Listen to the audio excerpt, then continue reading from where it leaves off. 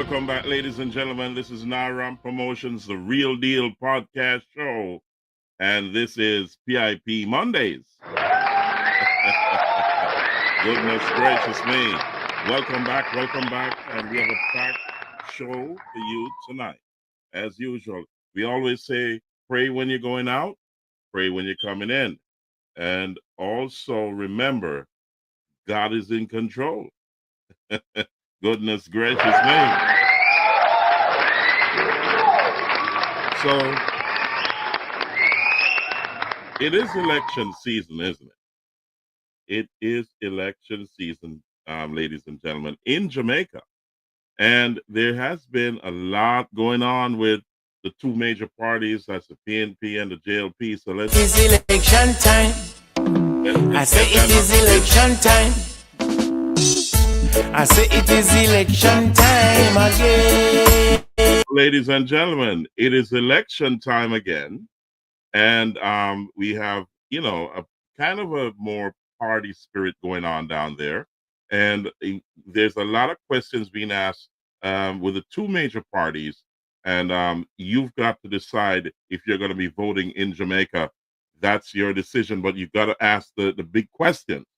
So that question is, are you satisfied with the current government, what they're doing? Are you have they completed what they have promised to complete? And if they're making promises now, do you believe them? Or do you want to go with the opposition, that's the People's National Party, or any of the other parties that are represented, to make a change, to change direction, and also to make Jamaica better? So the choice is yours. So it's up to you, ladies and gentlemen. I'm only gonna just go over it a little bit to show you what you're to get you thinking. What are you going to be voting for? Because you got to understand what you're voting for. It's not about parties like you see here. It's about making the right choice, and that choice lies in your hands. So let's continue. So here, no matter how in blood man go run like streams, so that's what they couldn't them on all magazine. No make them put it's a festive season for the election. So you figure it out, ladies and gentlemen. But over the weekend, that was on Friday, my daughter had her second birthday. I'm telling you, little Giovanna had her second birthday and her birthday party with her mom and the rest of the family. I was not able to make it, and I apologize. The doctors say I gotta get stuff done, and I have to be here. So, but I'll be down there soon to have a lot of fun with little Giovanna, and also let's look at that was a party scene. But you know what? Little Giovanna said, after the party, time come for she to go to school. Yes, man. She said time come. So she take up her bag and said she need her little desk and all that good stuff. Her mom had to go and get it. So she's now lined up and she's gonna be getting ready for school, and that's her with her little desk there putting things together.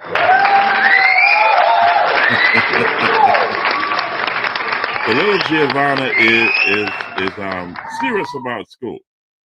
Very serious. You know what I mean? So that's a beautiful thing. Congratulations. Well done. So, ladies and gentlemen, you also heard about Kayla, right? Kayla visited the Dominican Republic with the team, and they came third overall out of 30 countries that competed, including the United States.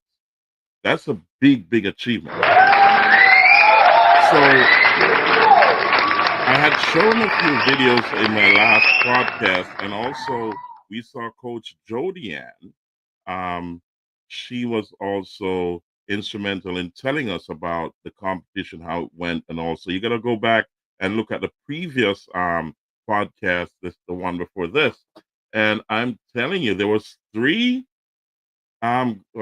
three competitors that were from South St. Elizabeth or from St. Elizabeth that competed, and they all walked away. All seven contestants, the competitors from Jamaica, they were the only team from Jamaica that went to that competition in the Dominican Republic, and they came third overall out of 30 countries that competed. So they also got some gold medals, so some bronze medals, and so on.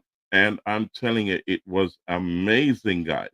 It's so wonderful to see these youngsters go out there and also compete internationally and come away with not only just the experience, but they achieved gold medals and they also achieved um, bronze medals and so on. So the exposure was amazing for them.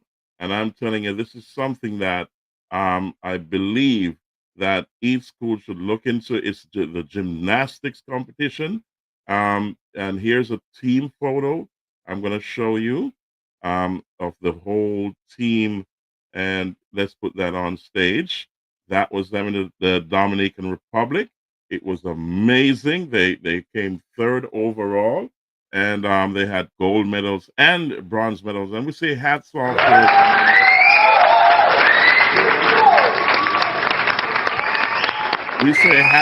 to Coach Jody. She did a marvelous job. They had a language barrier, also leaving and going international. They had also little bits of hiccups, with the placing of the events in different halls and different venues and so on. But they managed to keep it together so that they could get the team organized to win third place in the entire competition, and that's a beautiful thing.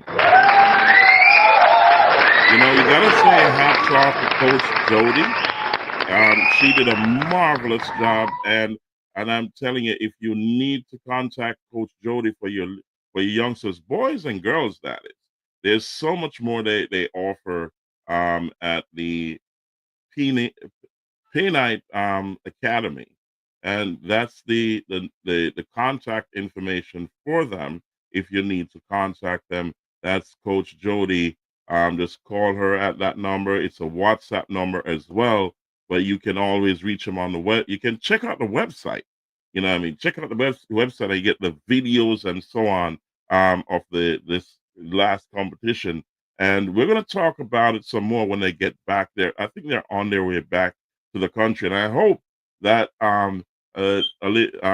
that's Minister Olivia Bobbsey Grange rolls out the red carpet for them. They were the only team from Jamaica that went to the Dominican Republic, and that's a beautiful thing. They came third. I'm telling you, awesome, big deal.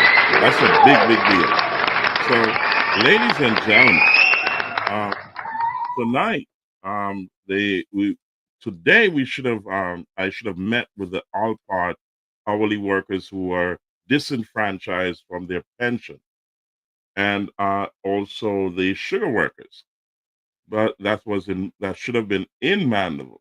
But because of my doctor's appointments here, I was not able to leave and go down there, so it was postponed. However, I'm working along with my doctors and so on, and trying to move my schedule to get an early date to get down there to meet with these wonderful men and women who have worked 5, 10, 15, 20, and 30 years with Alumina Partners of Jamaica and also the sugar industry and other companies so that we can move our plan forward to uh, have the government and also the entities in Jamaica, the NWU, you're talking FSC, and if we need to go back to the Supreme Court, then we have to pull it all together and move it forward so these men and women can enjoy their pensions.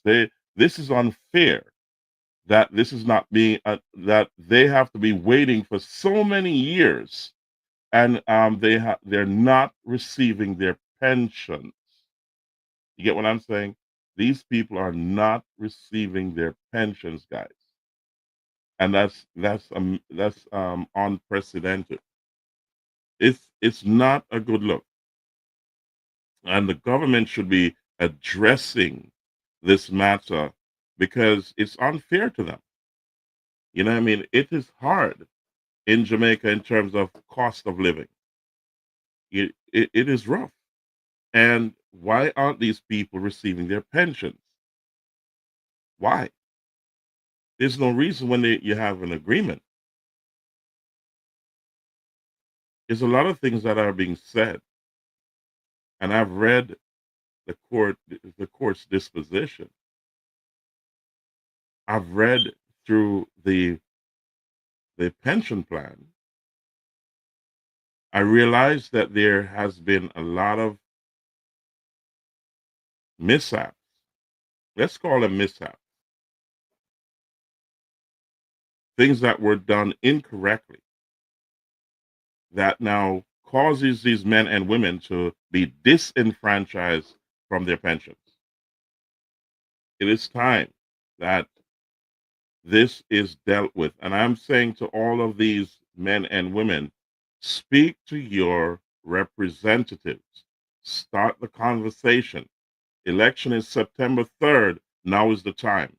Each and every one of you should be talking with your representative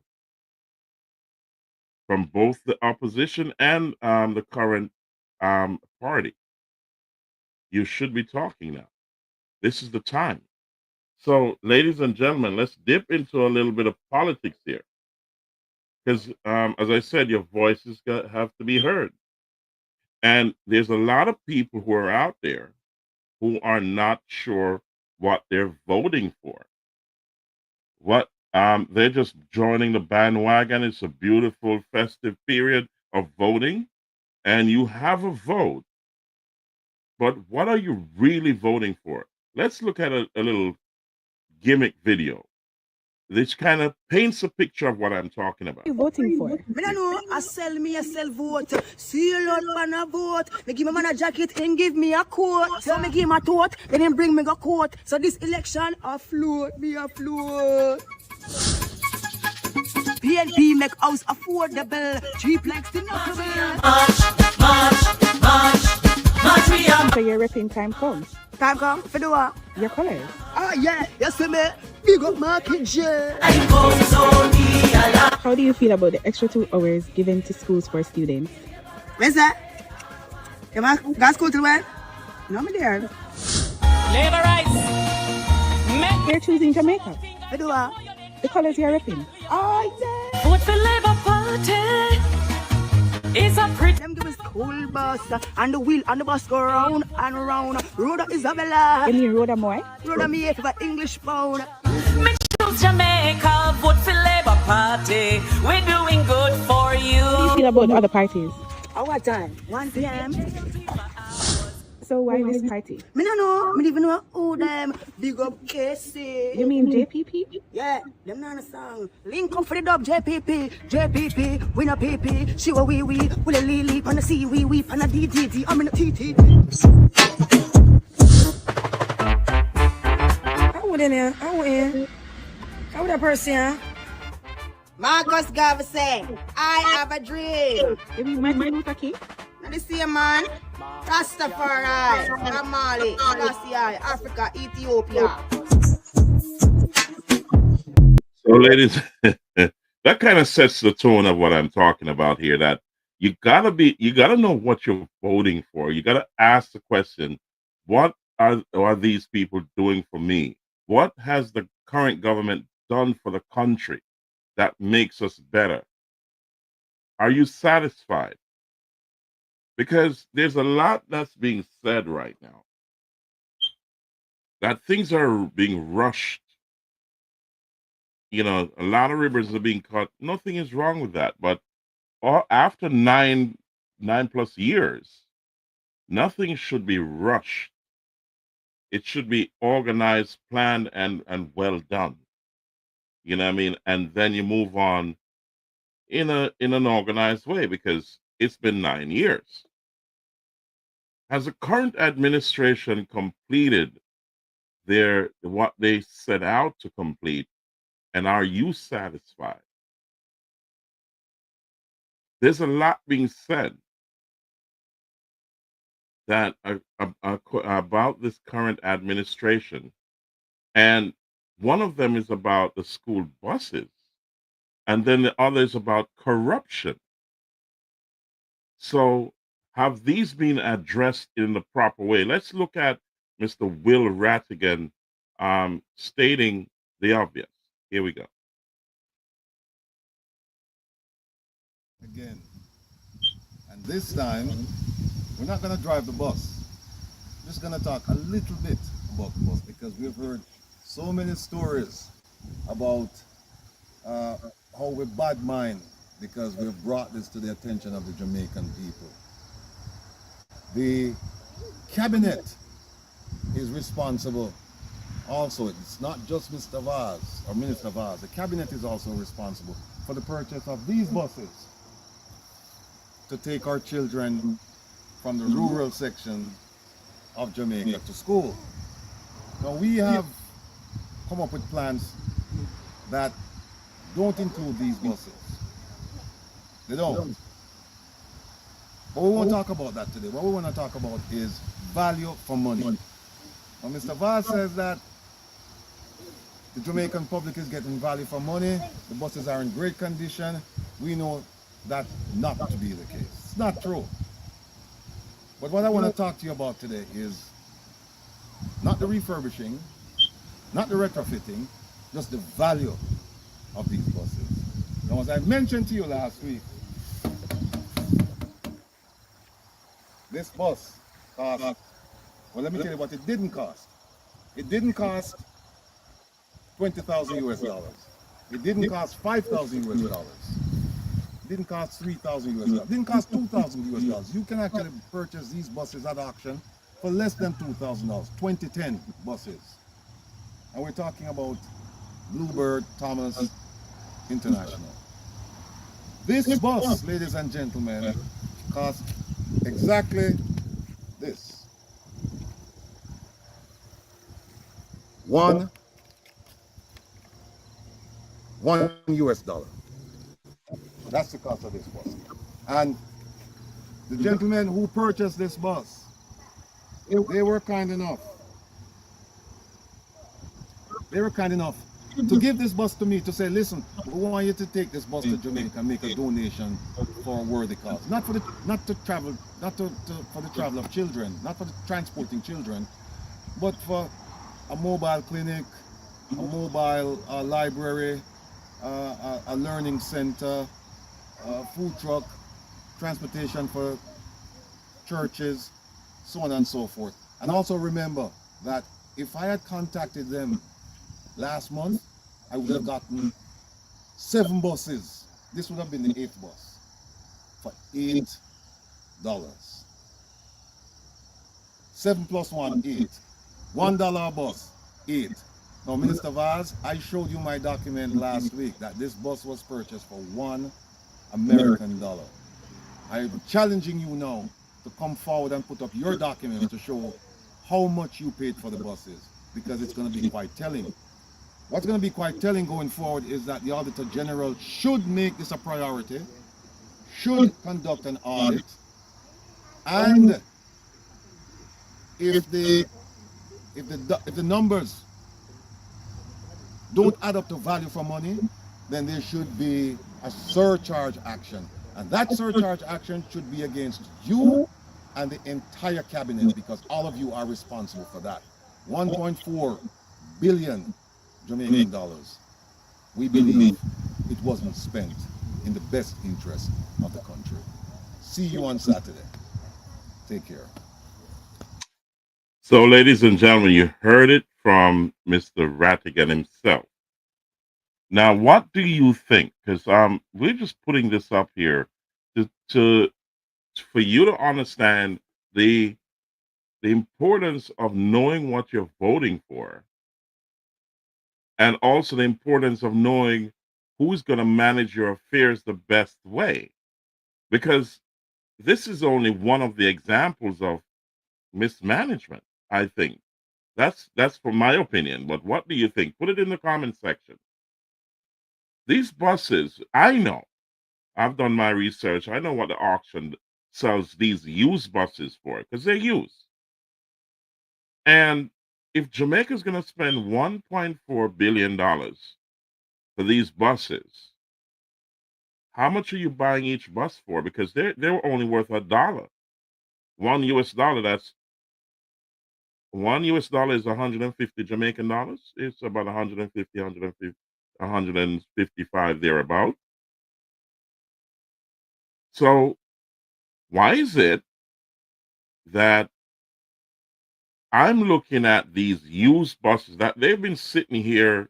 These are problem buses, right? They're old. But I look in Jamaica, excuse me, and I see brand new garbage trucks to take out the garbage. Brand new garbage trucks to take out the garbage, but the children have to be risking their lives on used buses.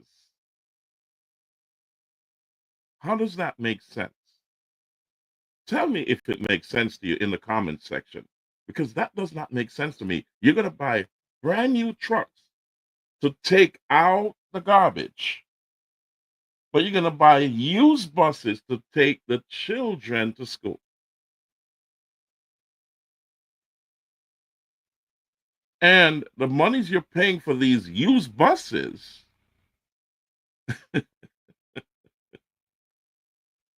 is in the thousands of US dollars. When they're only you can get them at the auction by the dozens for $1. How does that make sense? Was that the best way to spend taxpayers' money in Jamaica? You tell me. I don't know. Maybe I'm wrong. I don't know. Maybe I could be wrong here. And I hope I am wrong. Because these buses, the auction sells, they're used buses. They're fully used, guys. They're used up and they're sitting down there for many, many years after they've been used. And they got to get rid of them. You get what I'm saying? So how come you're telling the Jamaican taxpayer that you paid X amount for these buses when they're not worth more than a few dollars here? I can't understand that. How did that come about? Did anybody ask them to explain that to us or to the Jamaican people, the Jamaican taxpayer? Think about it. While we're thinking about that, there's some other corruption issues that did the government address this? We had a debate the other day, and we have two more debates to come. And I hope that they address the corruption issue with the Jamaican people. I do hope so.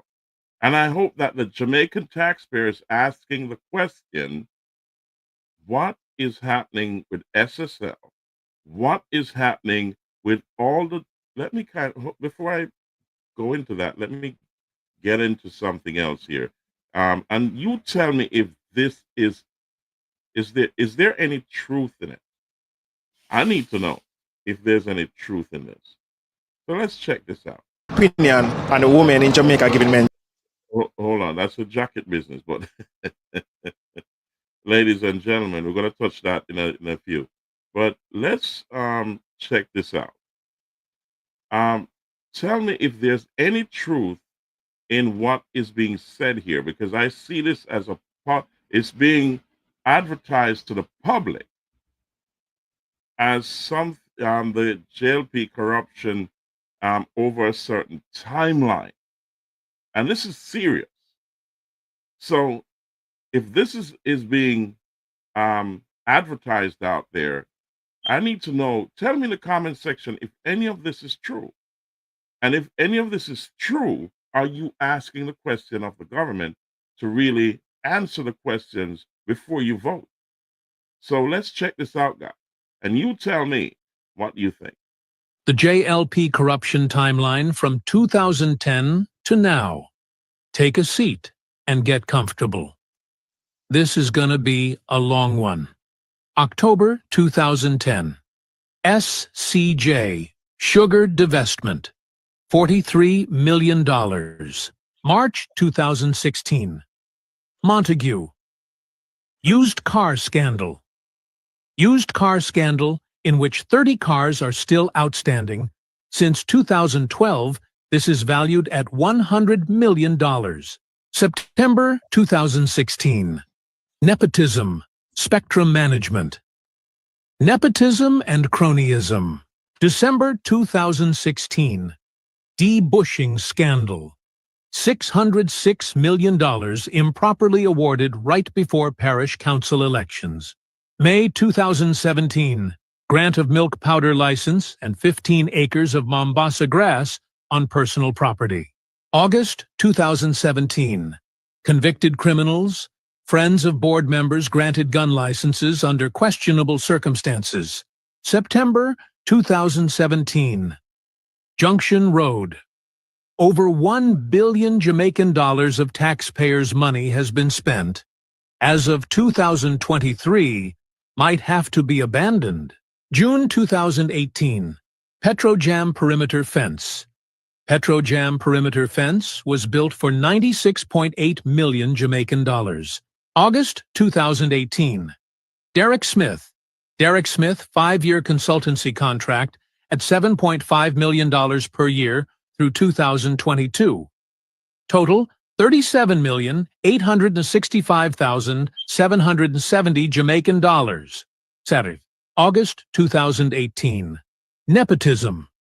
Trevor Forrest resigned as board chairman following revelations that he had improperly intervened in the recruitment process at the Spectrum Management Authority, SMA. August 2018. SMA Constituency Secretary appointed to board. August 2018. USF, a JLP candidate for Portmore MP, hired her daughter and paid her $80,000 without qualifications. September 2018. Nasol, $12 million. November 2018. TEF scandal. $35 million for garbage bins. December 2018. PCJ.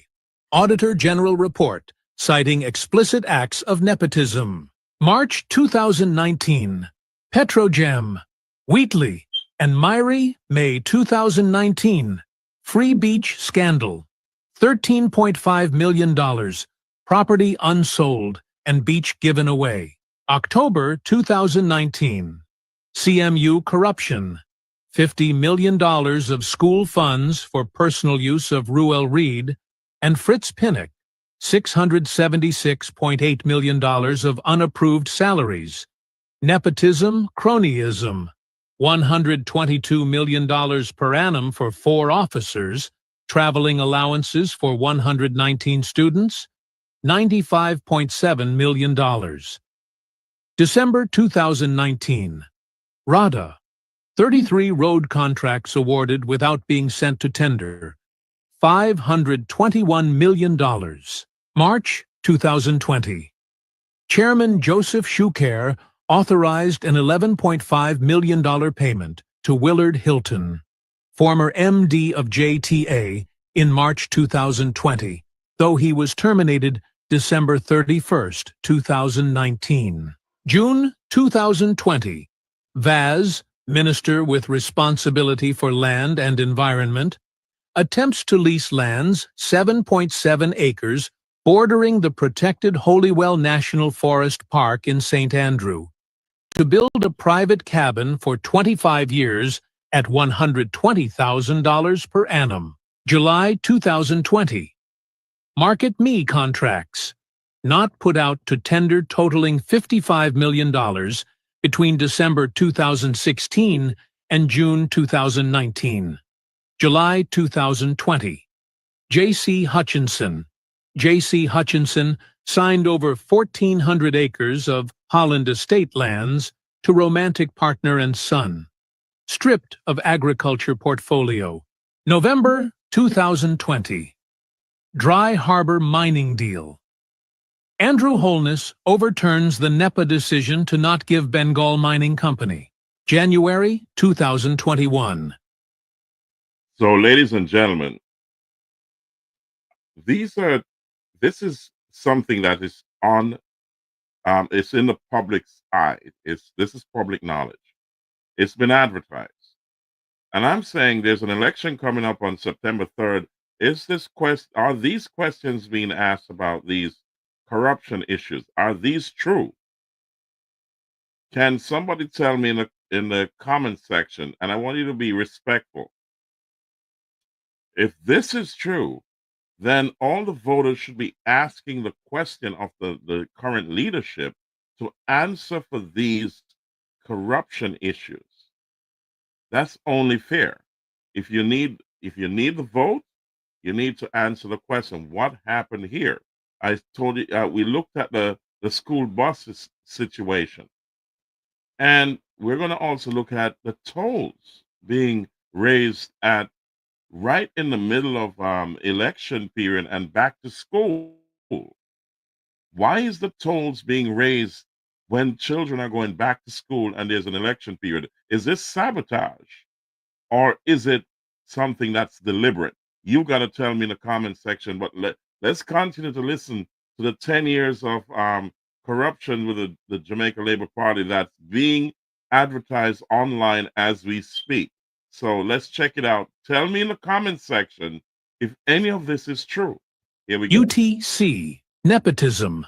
11 senior managers were found to be unqualified, and one employee's salary was raised 600% in 13 months without meeting the base qualifications. January 2021. UTC. One employee's salary raised 600% in 13 months. Employee did not meet base qualifications. March 2021. JCDC. Nepotism. Trevor Nairn awarded $15 million for gala celebrations. Procurement procedures were breached. September 2021. Nutrition products. Lanatoy nepotism. $143 million paid to companies and individuals connected to board members and management. 12 staff positions were not advertised, and 8 members did not have the proper qualifications. October 2021. NMIA, Cypriot HAJ, site First Rock, $450 million, Cytoy 2021, $450 million First Rock stock purchase. Hutchinson was a shareholder in First Rock Capital Holdings Limited while serving on the AAJ board when she voted in favor of the AAJ's investment and failed to recuse herself in keeping with the procedures of the board charter. October 2021. JCTE scandal. $124 million. Permanent Secretary Grace McLean Montague. Nepotism and cronyism. JRC Railway Corporation. Board member made head of HR. November 2021. Clarendon Alumina Production. Belizean company got a 6-month contract which was renewed 5 times for $225,000. November 2021. Jamaica Customs Agency. $664.24 million in arrears for 3 private bonded warehouses. December 2021. Heart Trust, NTA. Staff retreat to Moon Palace for $5.6 million.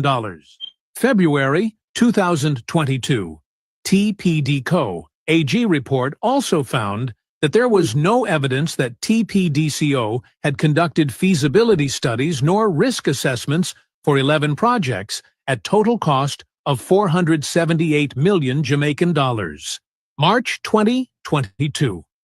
MOHW, $13 million spent to retrofit a hotel that was used for COVID for 1 year. May 2022. TPD.co AG report exposed that 8 members of staff unqualified for roles with salaries amounting to 31.3 million Jamaican dollars.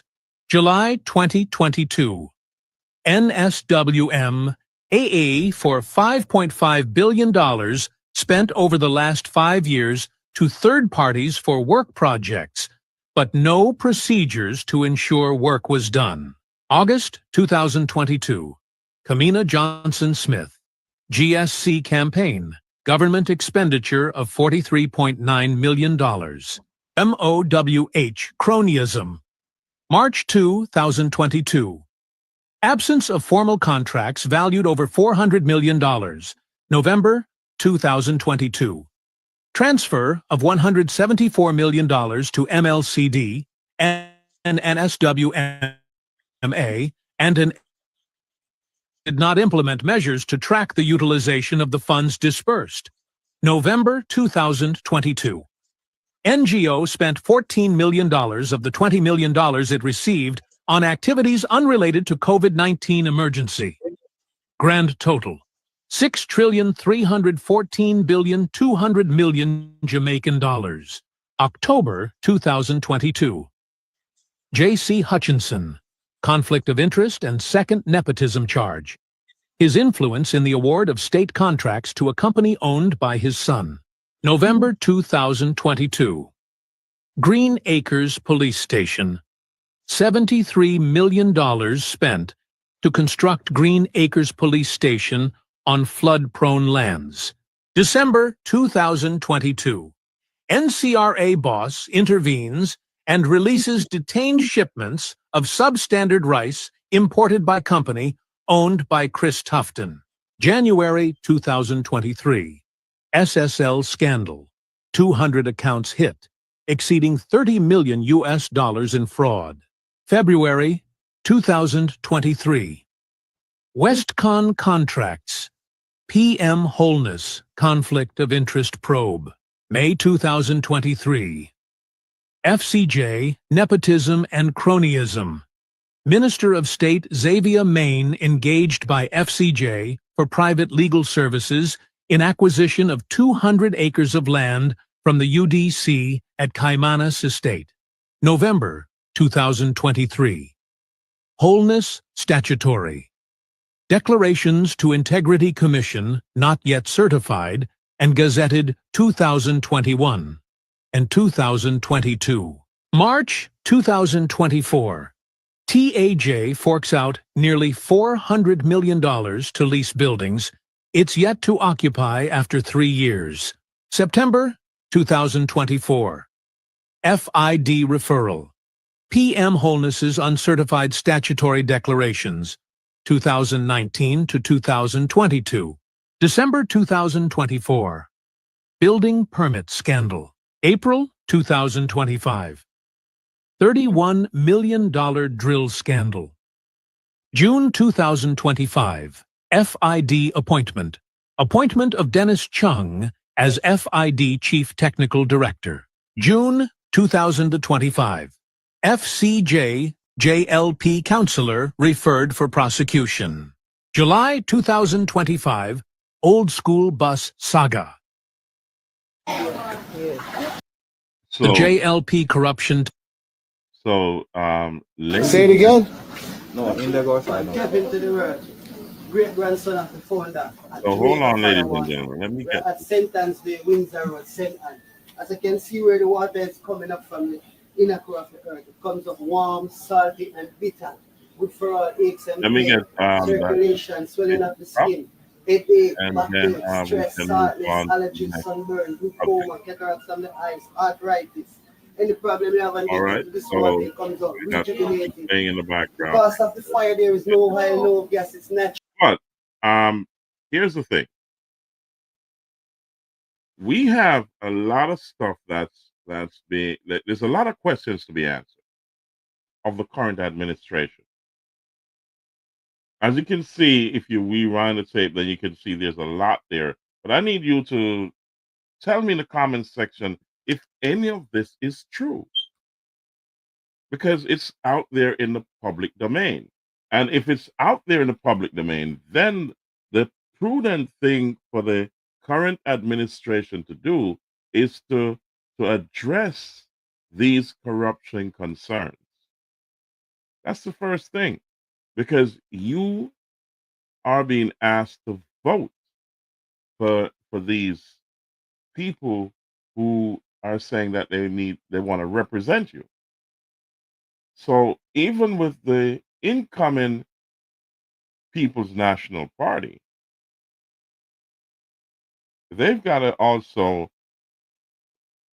answer a lot of questions. So you got to know what you're actually voting for, because this election is your vote is so important. It's it shapes how Jamaica transitions into the first world and also transitions with the next generation. There's a lot of questions being asked here. And we have the PNP mass rally going on. And that mass rally happened yesterday as well in Mandeville. Did anybody ask the question? Did anyone ask the question, what are you going to be doing for me? Did these pensioners ask the question of both the current government and the People's National Party, that's the opposition? How can my problem be solved so I can get my pension? The sugar workers. How about the teachers? Jamaica Teachers Association, and if you check my past podcast, you will see that I spread it out there how the Jamaica Teachers Association have they're now lobbying the government to talk about their wages. It needs to be increased. And also the civil servants of Jamaica, they need their monies increased too. There's some cartoons out there that really address this in a very, very and let's get that off. I'll get that up to you. There you go. So in this cartoon, you see where the prime minister is saying we are prepared to make a credible and reasonable wage offer, but on his back, the ghost of the past assets filing. Why has not been addressed? You're the prime minister of Jamaica. You need to clean up that act before you ask for other people's votes. You get what I'm saying? So this is no joke. You can party all you want, but this is not a joke for others to, the debates went on, right? Yeah, the debates went on. And still yet, the cartoons are saying, hey, past asset filings, the achievements, and then the promises. Why is the government making promises now when they should have, after 9 years, they should have been listing out what they're doing, listing out what is being done, and then asking for more time to complete what is being done, because you completed over 9 years what you set out to complete. You shouldn't be rushing into projects and cutting ribbons at this point on a rapid, as if we're stupid.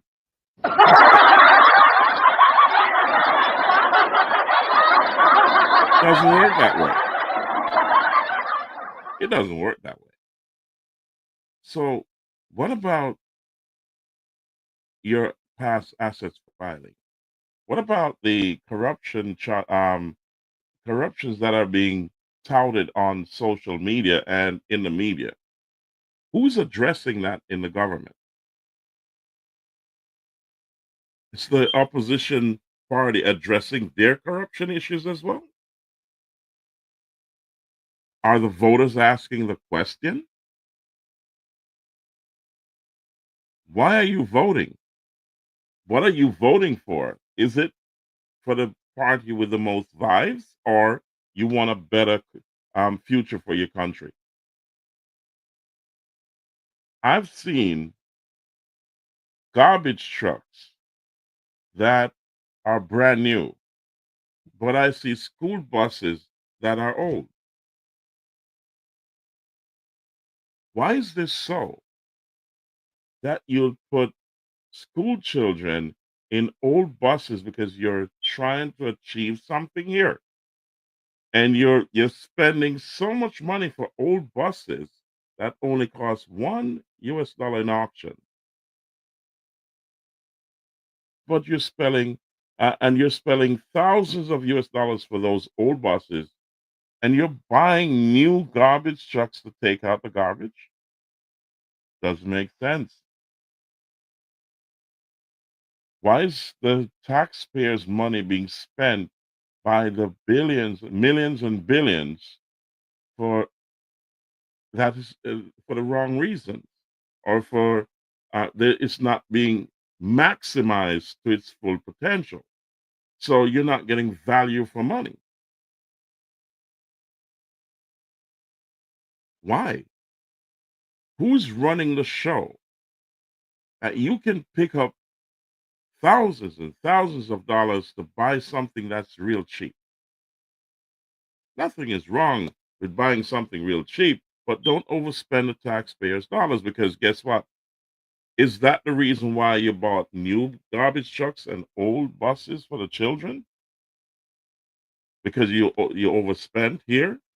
Is it sabotage why your agents have gone out and overspent the money? What is the problem? Why there's no government efficiency and oversight on the monies that are being spent?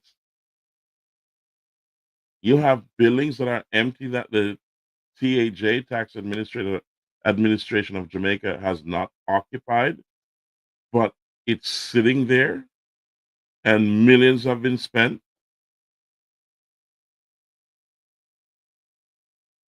These this is public knowledge. Tell me in the comment section, am I right or am I wrong here? Is there something I'm missing? Ladies and gentlemen, let's move on to look at the debates that are going on right now.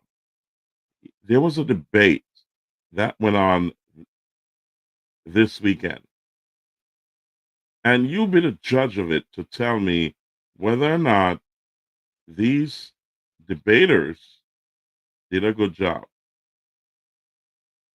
Who came away giving you what you needed to know? Did they answer the questions that's burning in your mind? Did they? These were the debaters over the weekend. How did they do? Did they answer your questions? Did you come away from this debate feeling more comfortable? Or were your questions answered? Who answered your questions? Who spoke to you in a real way and persuaded you to vote for them? Did any of these candidates, both in the current government and the opposition, did any of these come away answering your question? And I'm going to ask the question, why wasn't the other three registered parties represented in the debate? Why was it only JLP, PNP? Because we have a JPP, UIC, and independent party. They're all represented. They're registered parties in Jamaica. Why weren't they at the debate? That's unfair. That's not democracy here.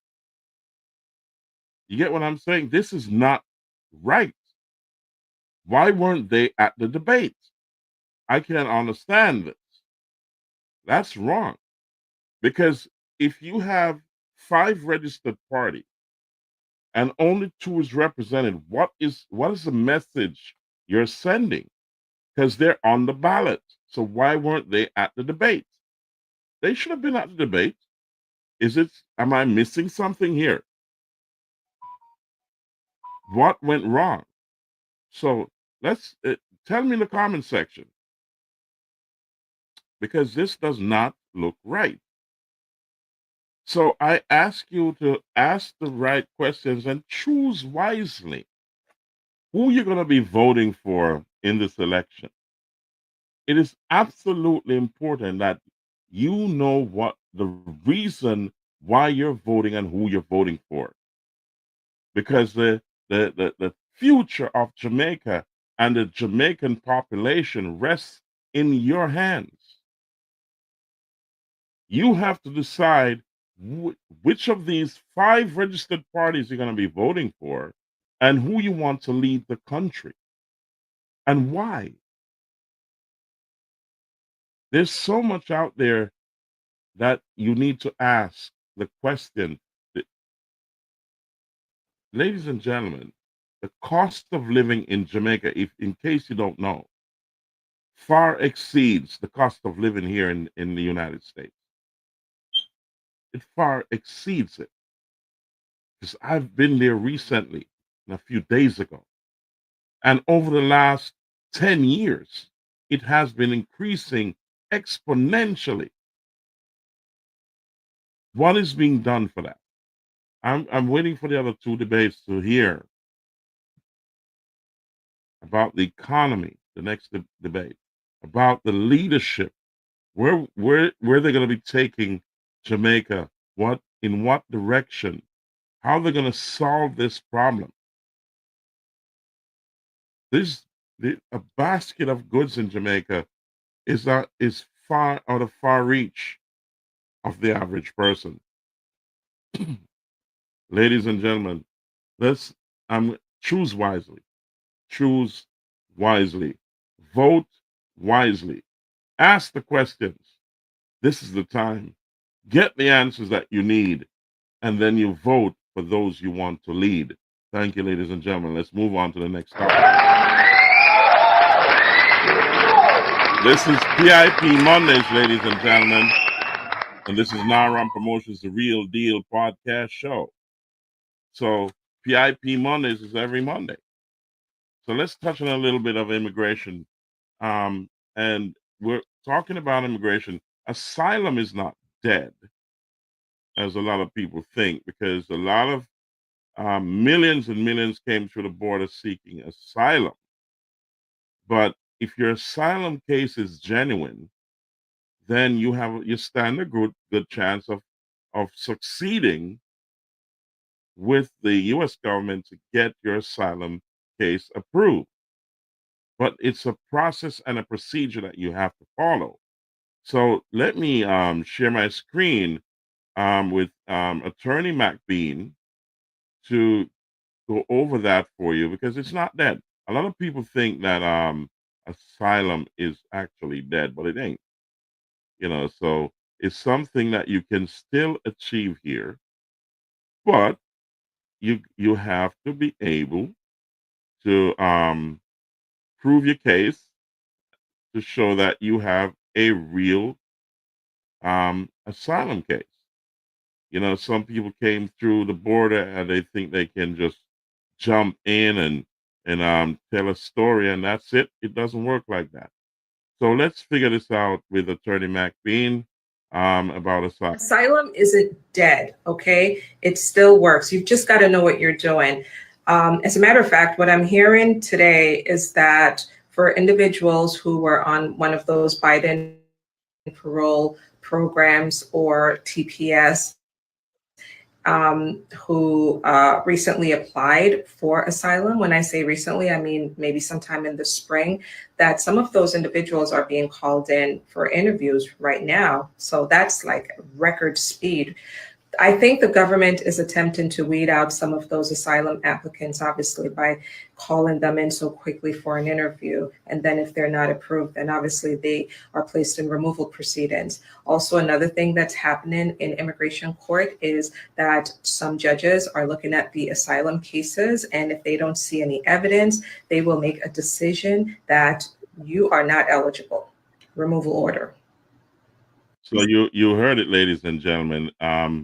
It's not that. You just have to be able to bring the proof and have a genuine case. Don't just turn up and say, I'm going to file asylum. It doesn't work like that. You get what I'm saying? So whatever they're telling you out there, if you have a genuine case and you got to have proof. You got to be able to prove it. So asylum is not dead. And also I got a few questions about dual citizenship. Dual citizenship, a lot of people are confused about it because they've been hearing a lot of rumors. So we're going to ask attorney Brad Bernstein to come on here and tell you about dual citizenship. So those who are unaware, let Brad tell you about it. Here we go. Automatically, when you naturalize to become a U.S. citizen, there's nothing you need to do. You automatically become a dual citizen of. Here we go. Dual citizenship happens automatically when you naturalize to become a U.S. citizen. There's nothing you need to do. You automatically become a dual citizen of your home country and the United States. The only thing you need to do is check with your home country, the country that you are a citizen of at the moment, and make sure they allow dual citizenship. For example, I know Japan does not allow dual citizenship, or some other countries you have to request the dual citizenship, like Germany, and get that approval for the dual citizenship before you naturalize. Other countries also don't care, like the US. For instance, you can be a dual citizen of US and Canada. You can be citizen of 3 countries, US, Canada, and the UK. 4 countries, Canada, US, UK, and Jamaica, or as many countries as you can become a citizen of, as long as they don't care that you're a citizen of another country. Dual citizenship happens automatically when you naturalize to be. So, ladies and gentlemen, you heard it there. And there's also, when you become a citizen of the United States, you remember that for those who are citizens, you remember that Pledge of Allegiance? You remember that Pledge of Allegiance? Okay. So, for those who are seeking green cards, there's a loyalty that you have to show to the United States. And that's even if you're going to get a visa. And there, you have to have good moral character in order to get citizenship these days. Things have changed. It's not business as usual. So that good moral character is necessary in order for you to get your citizenship these days. So let's look into that, guys, because this is a big, big deal. Things have changed. So let's check that out. Here we go. Let's get that on stage here. Today we're uncovering a major change that is quietly reshaping immigration in America, a change that goes far beyond paperwork or interviews. For years, the immigration process was about forms, documents, background checks, and proving eligibility under the law. But now, something deeper is happening. Immigration is no longer just about rules on paper. It's becoming a test of loyalty, values, and personal beliefs. This new shift is already leaving families, workers, and future citizens wondering if their dreams of America are now at risk. Imagine this: you've waited years for a green card, or you're renewing your work permit, or preparing for your naturalization interview. In the past, the focus was clear: no serious crimes, pay your taxes, follow the rules, and you were on track. But under the new USCIS guidance, your application may now be judged not just on what you've done, but on who you are, what you believe, and whether your life reflects what officials call good moral character and American civic values. That sounds simple, but in practice it is incredibly subjective. It gives officers wide discretion to look into your past, your online activity, your community involvement, and even your personal opinions. Applicants across the country are now asking, what if something I posted online years ago comes back to haunt me? What if I attended a protest or criticized government policies? Could that be seen as un-American? The reality is, yes, it could. Officers are being told to watch for so-called anti-American views, and the fear in immigrant communities is very real. Something as innocent as a frustrated tweet, a protest photo, or a heated opinion could suddenly become a reason for delay, or worse, denial. For people who have spent years in backlogs, this is not just another policy, it's life-changing. Take asylum seekers as an example. For many, work permits are their only way to survive while waiting years for their case to be decided. Under new proposals, asylum seekers could face delayed or denied work permits until their cases are fully resolved, a process that often takes years. Now, add loyalty checks and moral character reviews to the process. Instead of being able to work and support their families, many could be left without income, stuck in limbo, and pushed into financial hardship. For families who rely on work permits as their lifeline, this is not just red tape, it's survival at stake. And the same goes for naturalization. So, ladies and gentlemen, you can rewind this and look back at the podcast, but things have changed in a way that you have to be careful what you say and put out there in the World Wide Web, because it's there forever. So they can look back on your years back in your history, and they have what you call facial recognition, voice recognition. So if you try to hide it, then if they find out years down the line, then there goes your benefit. You could lose your status because you lied or did not tell them. You get what I'm saying? So things have changed in a way now that you got to be circumspect in what you do. Be careful of what you do. Okay, let's continue to listen to this and we'll move on. Here we go. For decades, proving good moral character meant avoiding crimes, paying taxes, and following the law. But now, USCIS has expanded that definition. Officers can look into your entire lifestyle. Your reputation, your volunteer work, your financial responsibility, even how much you've engaged in your community.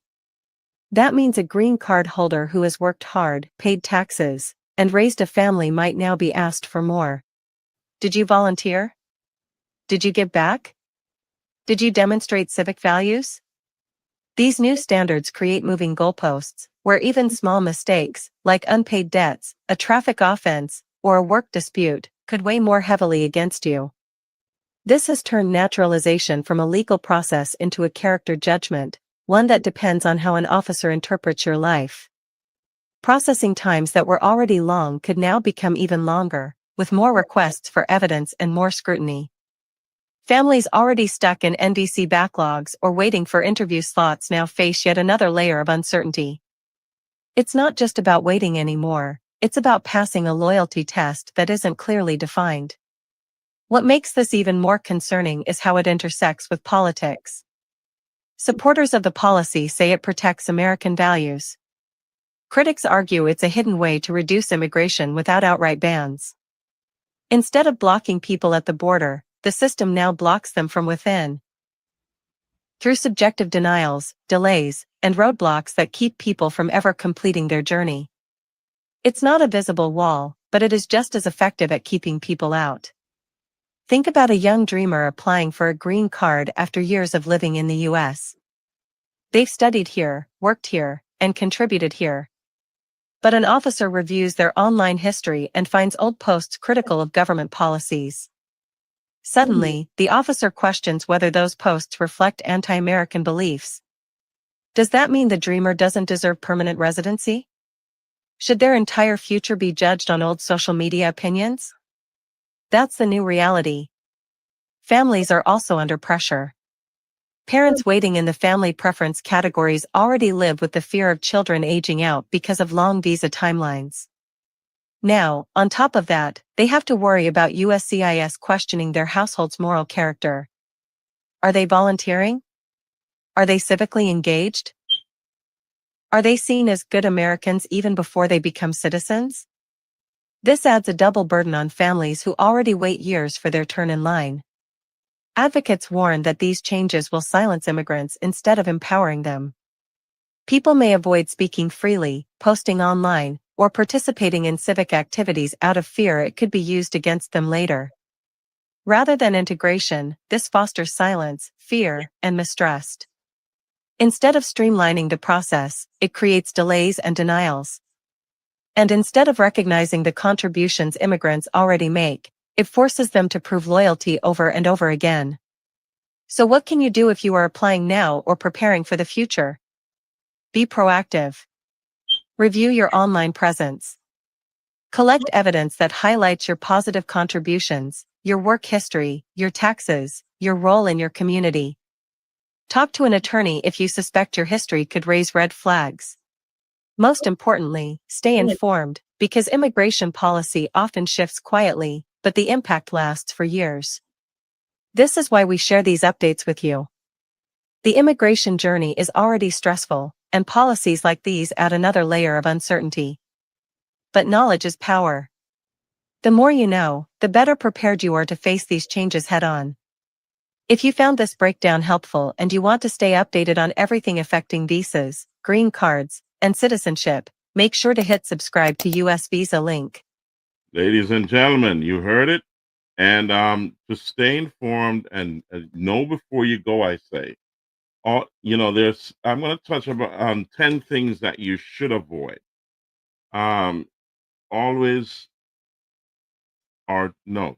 look at 10 changes that have been made. That I'm going to look at some things that you should some mistakes that you should avoid.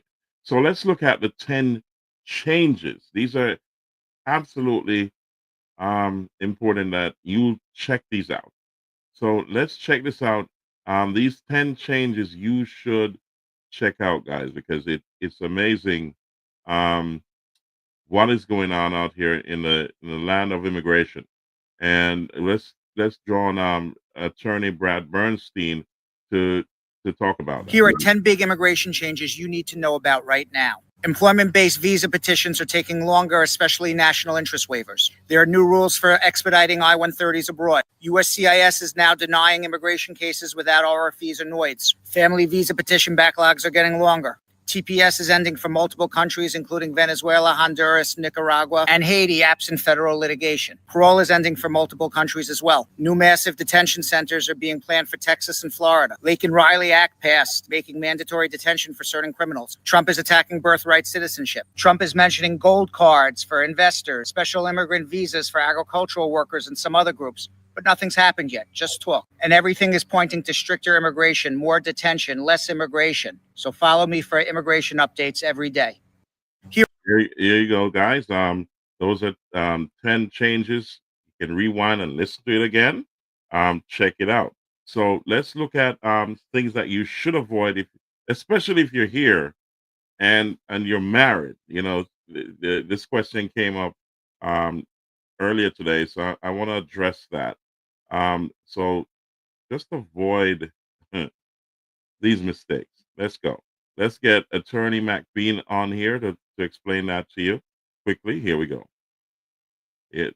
Let's go. Avoid this immigration mistake with the removal of conditions process, friends. I've seen this happen so many times.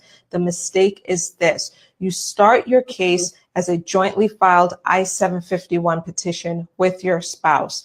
And shortly after filing, you guys separate, you go your own way. And now you're in this 48-month extension period, waiting for a decision on your case. And you make the decision, you know what, it just doesn't make sense to be like this anymore in this relationship. We're not living together. Let's go ahead and get a divorce. So you file for divorce while you're still waiting on your petition to be approved.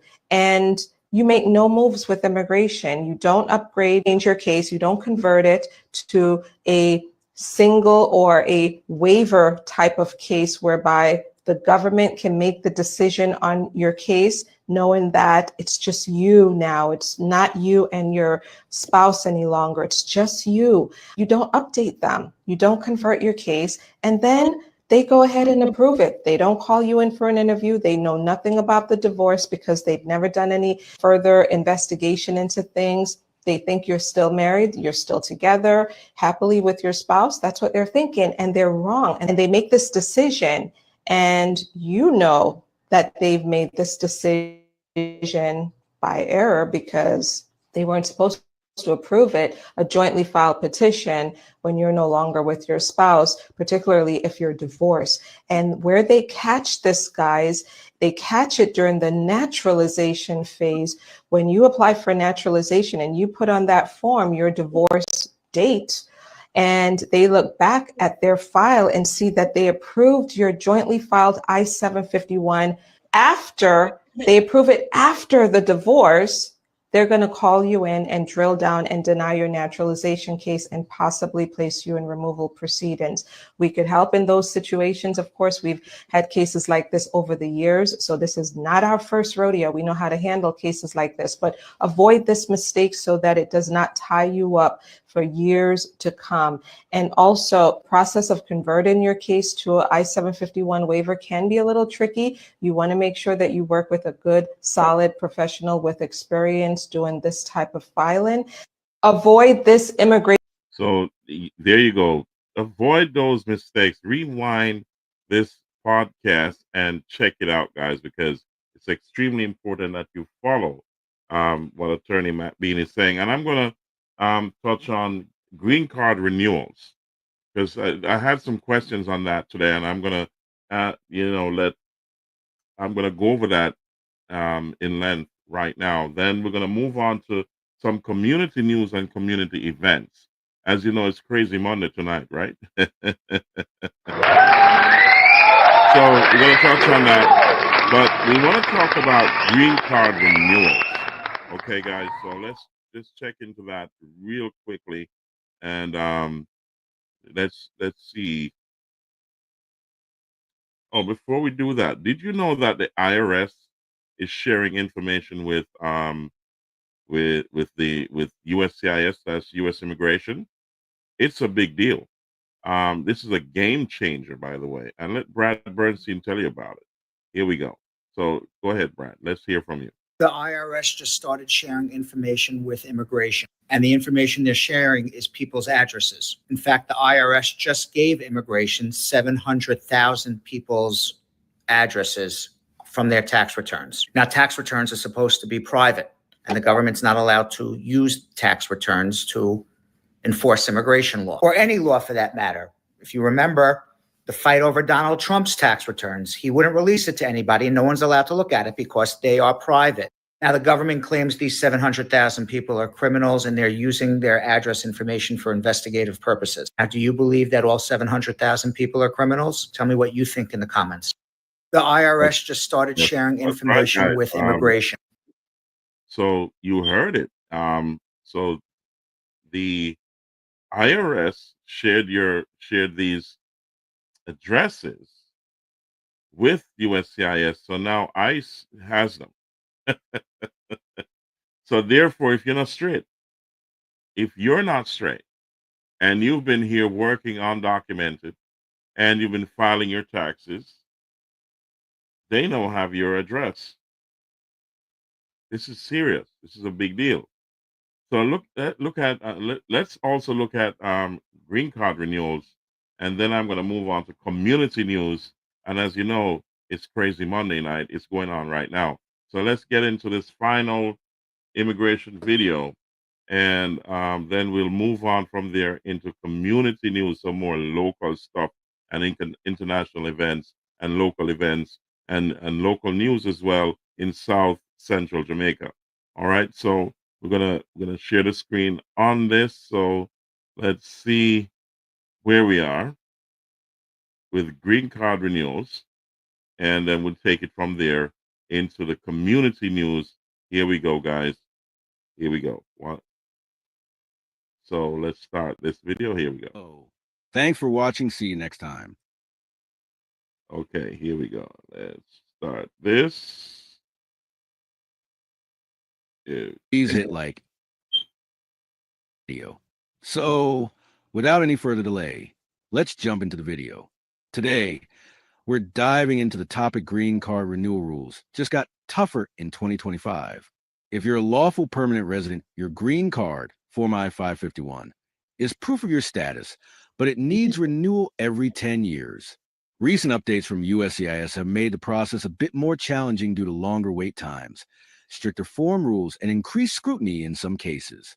But don't worry, we'll explain what's new, how it affects you, and the steps to renew smoothly. Remember, this isn't legal advice. Always check with USCIS or a professional for your situation.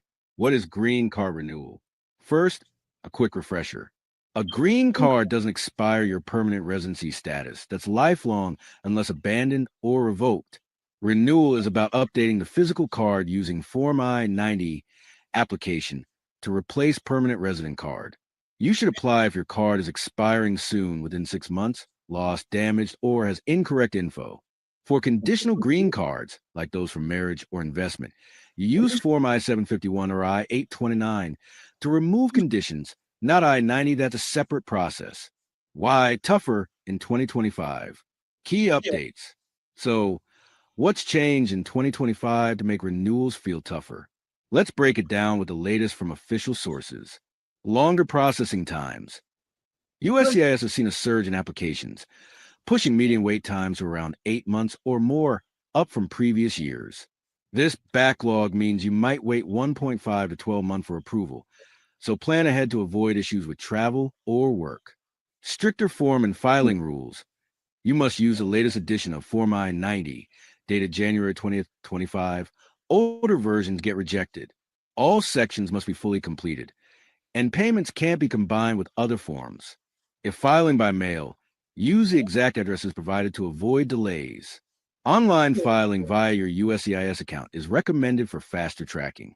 Increased scrutiny on residency.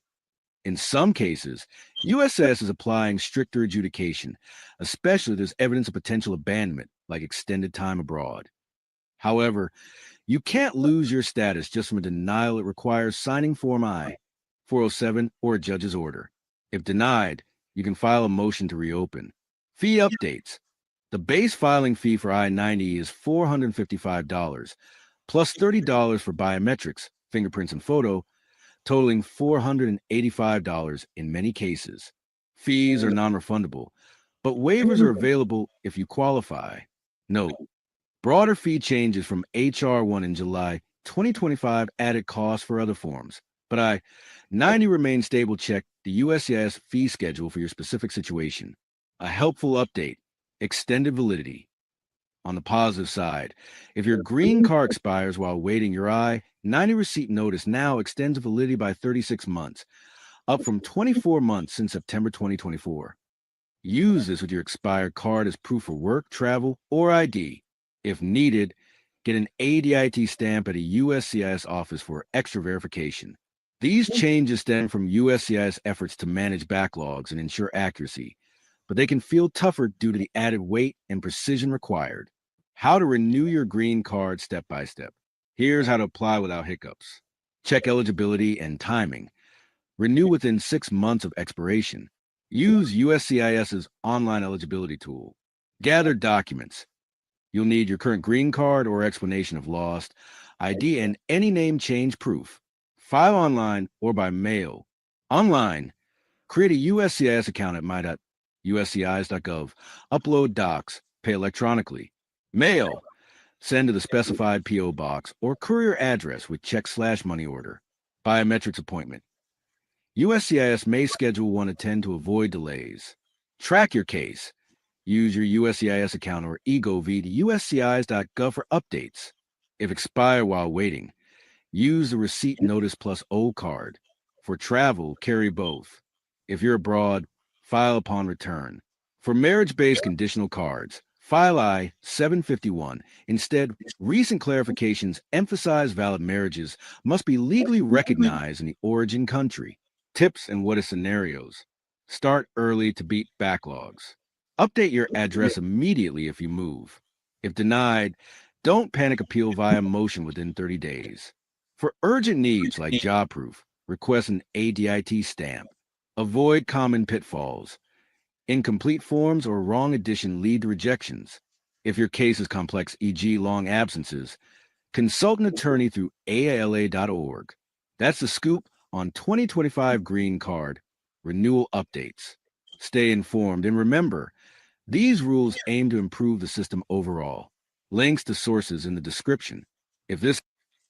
So, ladies and gentlemen, that's for green card renewals. For those who qualify for citizenship, it's best to file for your citizenship to get rid of all these bubble doubles and finagles and all these problems that you're going through.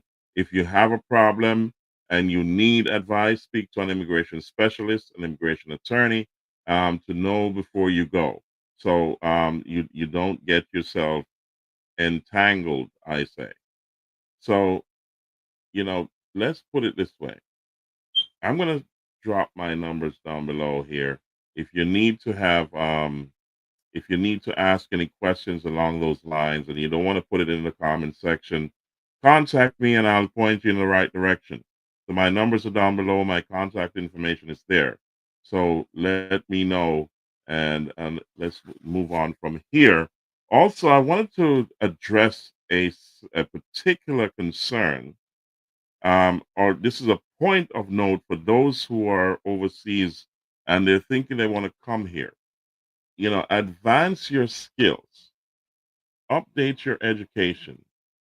And if you're here in the United States and you're of a particular age, a younger age, up, go back to school. You have the opportunity. Increase your education. Join a social group. You know what I mean? Increase your knowledge because there's an aging population here in the United States.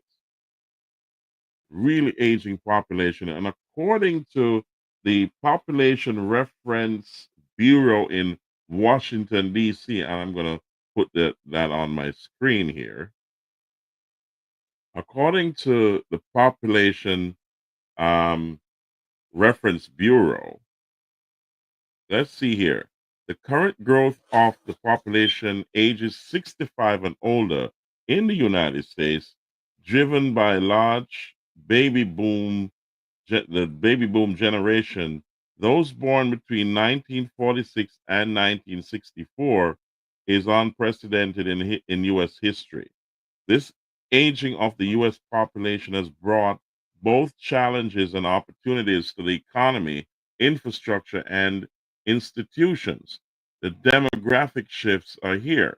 The number of Americans age 65 and older is projected to increase from 58 million in 2022 to 82 million by 2050, a 47% increase. And the 65 and older age group shares group's share of the total population is projected to rise from 17% to 23%, guys. That's a big leap. So what I'm looking at here with the cleaning up of immigration here, and they're looking for younger, stronger, vibrant, and educated workforce to replace those who are aging. Look at the big picture. So you have an opportunity. This has to cool down at some point, but if you keep a good record, increase your knowledge, become more valuable to the U.S. economy, then there's a strong chance that you can make it in this new era. But you got to look at it from this perspective.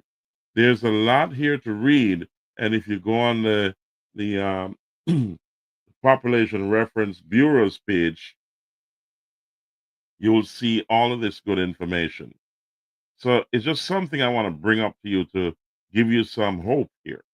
If you understand my meaning, that this is all a design plan. So if you increase your education, keep your record clean, and make the application, that at some point they have to recruit people in to replace those who are aging. The aging population is increasing, so you have less of those people entering the workplace. Even though they're working longer, they can't work for too long because they've aged out. So there's an opportunity for the younger set, but you got to keep your nose clean, get increase your education, become valuable. So that's something for you to think about. And by saying that, let's move into some community news. As you know, we have the passing of a few people in New Forest and Carmer Pen, and in my area in South Central Jamaica. So do remember Rakesh's memorial. That's September 28th on Well Road in New Forest. And I'm going to ask each and everyone to support this. Excuse me. Also, we got to remember that Chrissy Boo passed away. Also, her setup, the grave digging had passed on the 17th of August. And the setup is going to be on the 29th of August, and the funeral is going to be on the 30th. So, ladies and gentlemen, please support DJ Kino and his family in this time of bereavement. And this is going to be in Comapen, and the funeral is going to be at the Comapen Church of God of Prophecy in Comapen District in St. Elizabeth. Please be there and support this family, and also Rakesh's memorial. Please be there on Well Road on the 28th of September. Also, this is some vital news for the youngsters in Jamaica who need to be earning. They need a job. They need a career. Here you go. There's the Jamaica Defense Force has an open camp recruitment, and the dates now that are available is tomorrow the 25th, Wednesday the 26th, and also the 28th of August. And this starts at 0700 a.m. This is a.m. time, guys. It's 7 a.m. So you can be an officer or a soldier depending on your qualifications. It's all there in front of you. Check it out. It's a great way to start your life as a youngster if you qualify. And if you qualify, it's great for your resume for the future.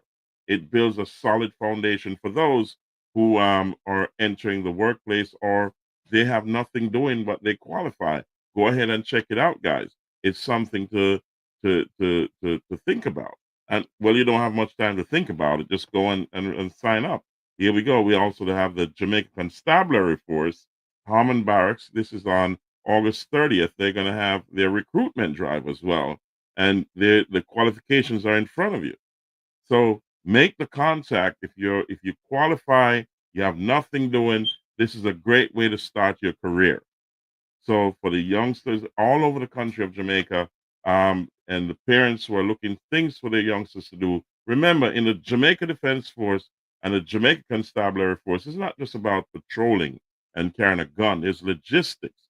There's administrative work.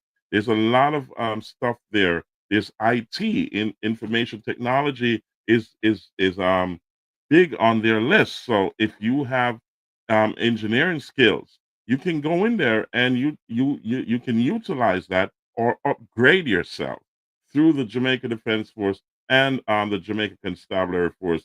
There's a lot to achieve there. It's not just what patrolling and you can add to the country's security in many ways. So, ladies and gentlemen, let's look at Crazy Mondays. It's going on right now tonight at Mel's Place. There we go. Crazy Mondays is every night at Ian's Lawn, at Mel's Bar at Ian's Lawn in New Forest District in Manchester. This is a great place to be. Check it out. This is gonna be epic. It's epic every Monday night, but tonight DJ Deshaun and Fire Blacks, they're there. It's going on right now, and you have Team British hanging out there and entertaining everybody. And it's a holiday, guys. Check it out. It's Crazy Mondays is always a wonderful place to go, and the food is amazing. Father Ian, I know you have a mean soup and some jerk and fried chicken and all them thing that you know what I mean. So you have the real deal and festival, yeah, the good thing that you know what I mean. So check it out. Crazy Mondays is always great at Ian's Lawn in New Forest, and we say hats off to Mel. Yeah. So we have a brother here in the United States, who we call Poppy, a good friend of mine. He's over in Jersey and Queens, and he also has a fish fry. This fish fry off of the chain, I'm telling you, this is something to be reckoned with because Poppy Ting always popping. And the thing about his fish fry, it loud. It's very, very loud. It's going to be attended by many, many people that I know.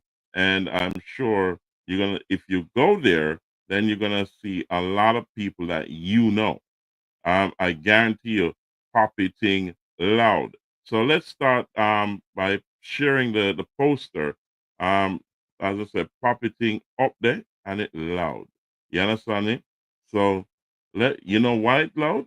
Check it out. Let's get this. It's working. Hold on a second, guys. Yeah. Up and running. Yeah, so Poppy Earthstrong, a cookout called Jalov Surroundway, is Friday, August 29th, and it's going to be at 241-04 South Conduit Avenue in Queens, New York. It's going to be off the chain. The food is going to be amazing. And I know the chef. It's going to be a big deal.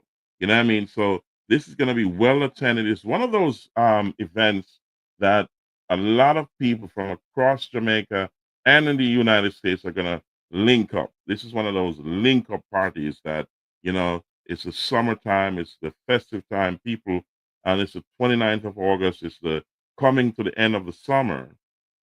And it's going to be epic, you know. So let's check out some of the people who have actually said, you know, we're gonna rep for Poppy, and you'll be amazed of some of the artists that have decided to be there and they're repping for him. So let's check this one out first of all, and let's see. Here we go. Cookout. This is one name. A Poppy Cookout. You talk about the 29th of August, man. Poppy Cookout. I'm birthday. I'm Earthstrong. So come celebrate. It's gonna be great. Come and say it's gonna be great. I love over here. You wait on it. 241-04 South Conduit Avenue, Queens, New York. We are going to hold them up, Poppy Town. August 29. August 29. Okay, now check this Nice out. and boss talking now. I represent for Poppy Dan. Him present a cookout style called Jalov Surround Me. And you don't know that on the 29th of August, place to be is 24104 South Conduit Avenue. And you don't know that a Queen.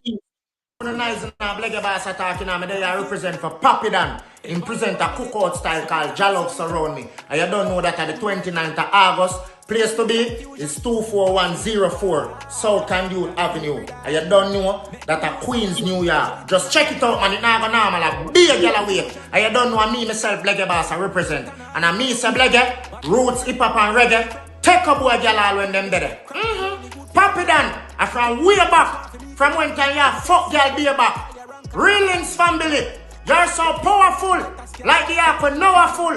And if you don't talk about girl, you know about powerful. Check it out, man. I don't know so Candy Crew.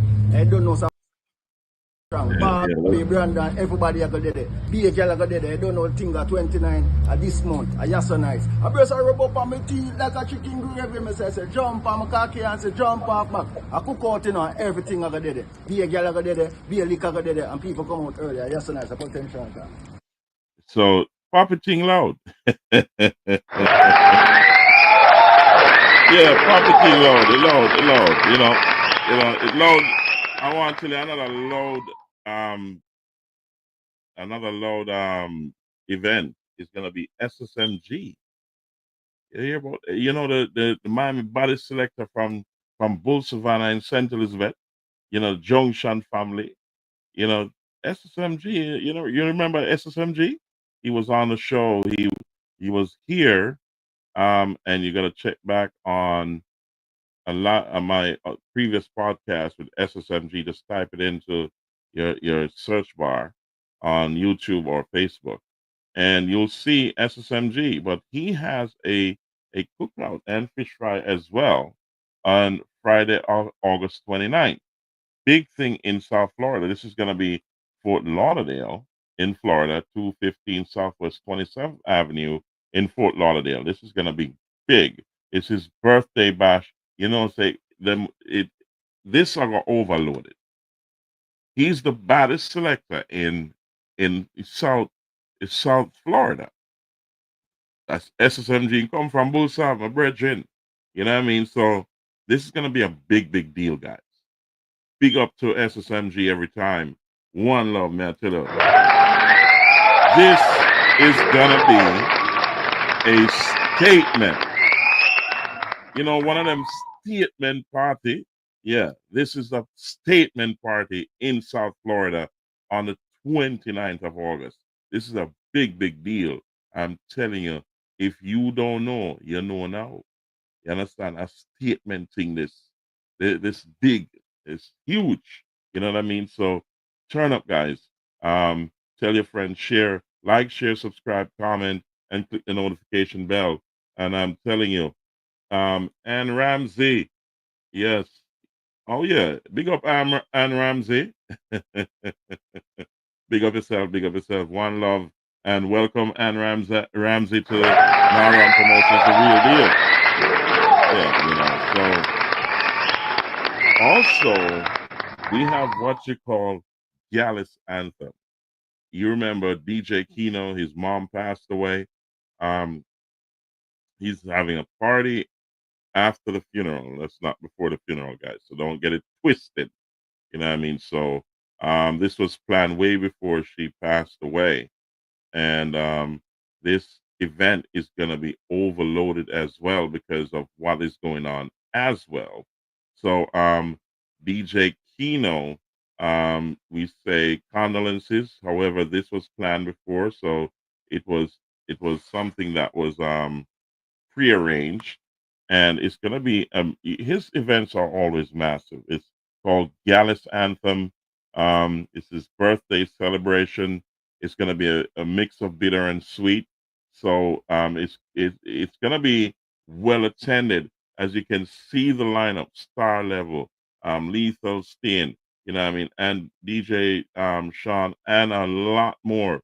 They're gonna be there. This is gonna be overloaded, guys. It's Friday, September 26th at Wayne's Bar in Bentown, Comapen District in Manchester. It's borderline St. Elizabeth. Comapen is, it's two sides to it. It's on the border. So this is gonna be a big deal on the 26th of September. So check it out, guys. It's gonna be a big deal. I'm telling you. So we also have another event in Junction, St. Elizabeth, and this is by we call it Impact Events. Now they kind of control Junction when they come on to some real good parties, and they have been doing a great service to the Junction area, and I must tell you that they have done a marvelous job, and this is no different because this is something that the whole entire South and Jamaica and the world knows about. So they call it Book It, our bucket, our book it, whatever you want to call it. Paint the city. And this is on October 26th. We will be talking much more about it as we go along, but this is a big event. If you want a great event that incorporates everybody and you have fun and it's affordable, this is one of them. And the early bird VIP tickets are 4,000 Jamaican dollars. So that's a big deal. So Book It is going to be huge, just like all their events.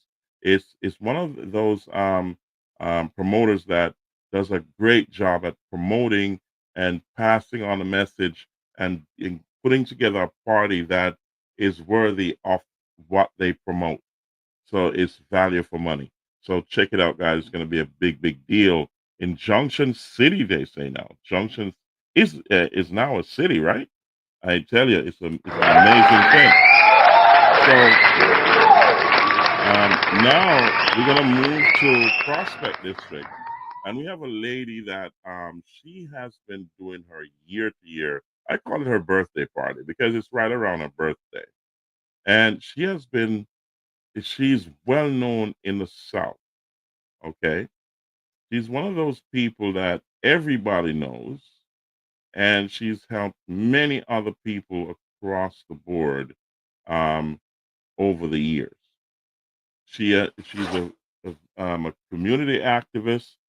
She does a lot for her community, and on this December 6th, we call her Muma Sketel. We'll be having her annual party. We call it Ambition Over Hype. Now, this is one of those parties that it's a statement, it's a link up thing, and it's a big deal. It's a year to year thing. Big up to Muma Sketel.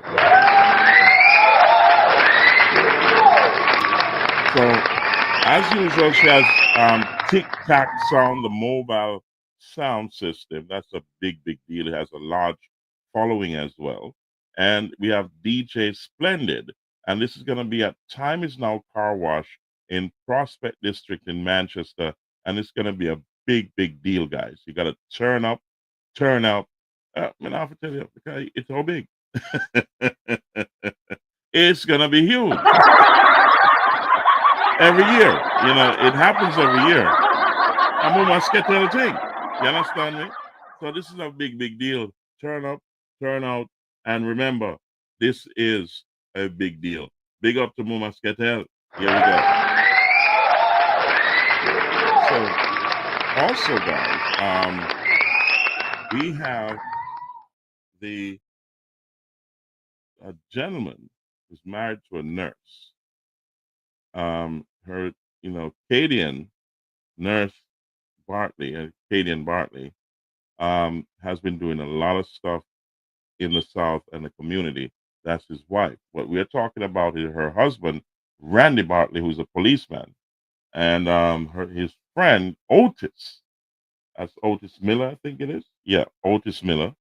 They're going to be having an event on. This is Boxing Day.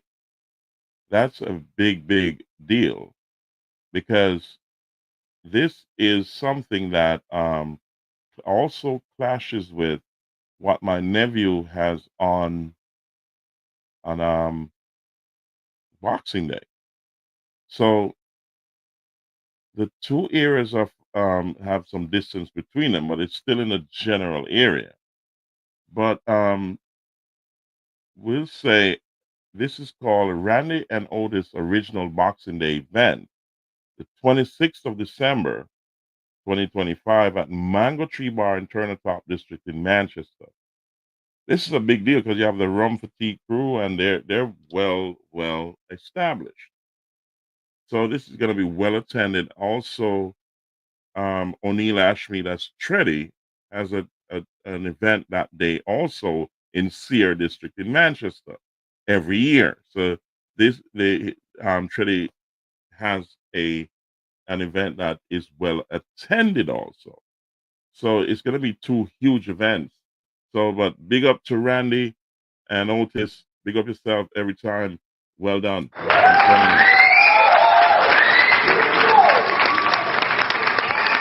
So talking about that, we also got to big up Treddy's brother in the UK. He has that's Steve Ashmead. That's my nephew again. He has a radio show that is now, it should be up and running, hitting the airwaves. But you can check it out online. He's back on the radio, as far as I know. It's called the Traffic Jam Show on passionradiouk.com. That's Asher D Radio. So big up to Asher D back on the radio. We say hats off to him. We'll see whether or not we can collaborate, and I can be on his show and he can be on my show as well, so that we can share the airwaves. Now we're closing the show now, guys. So we're coming down to the meager end. So also we gotta remember Misha. Misha from here, right spot. Always finding, always big up to Misha every time the right spot. And she's a fun girl. Yeah, big up to Misha every time, So, the right spot is in Sear District in Manchester. So you gotta check it out, guys. It's a beautiful place. It's near the Mystic Inn, and you gotta figure it out. Just go there and check out Misha at the right spot. If you don't know where it's at, look at your screen. I'm gonna put that up right now, so you can find it. You know what I mean? So that's the right spot. That's what it looks like. So big up to Misha every time. You go, girl. And we gotta say also, check out Top Rock Bar and Grill. It is a beautiful place in Prospect District for your seafood. If you don't want to be on the beach, check out Top Rock. Top Rock is doing a lot of rocking. I can tell you, they rock the boat up there at Top Rock Bar and Grill. That's my brethren, Mr. Billings. He also has an auto store, and he does fabrication of parts also. So you gotta check him out, and I'll put one of his stuff up here so you can see what Top Rock is all about. There's a telephone number. I'm gonna send that up right now, so you can call and order your food. They got great seafood. As I said, he has a metal fabrication company that he can build virtually almost anything. But they have this Top Rock Bar and Grill that you got to check out. And also remember, guys, that while you're in the South Central of Jamaica, you remember my place? Hmm? Yeah, the Mystic Inn. So you got to check out the Mystic Inn when you're in South Central Jamaica. That's my place. It's a great place to hang out and have fun. So don't whenever you're going, you hit gutters and you're heading out towards Alligator Pond. Always remember the Mystic Inn is at your disposal, guys. So you can come in, have fun, and you can, you know, just hang out. It's a great place to hang out and have fun. So it is. If you don't know what it looks like, here we go. That's the Mystic Inn right there. And if you don't know where to find it, just type it into your Google Maps. You can put in RAMP Limited. You can put in the Mystic Inn. You type it into to Google Maps, and you'll find it. And it's easy to find, guys. So it's in your Google Maps. So it's not too hard to find. You will be navigated there. So thank you, ladies and gentlemen, for being a part of the show tonight. It was a very great show tonight. I must say thank you, Ann Ramsey, and everybody who chimed in. So always remember, pray when you're going out, pray when you're coming in. And always remember, God is in control. So thank you, ladies and gentlemen. We'll see you at the next show. And we say God bless you. And we'll see you again very, very soon.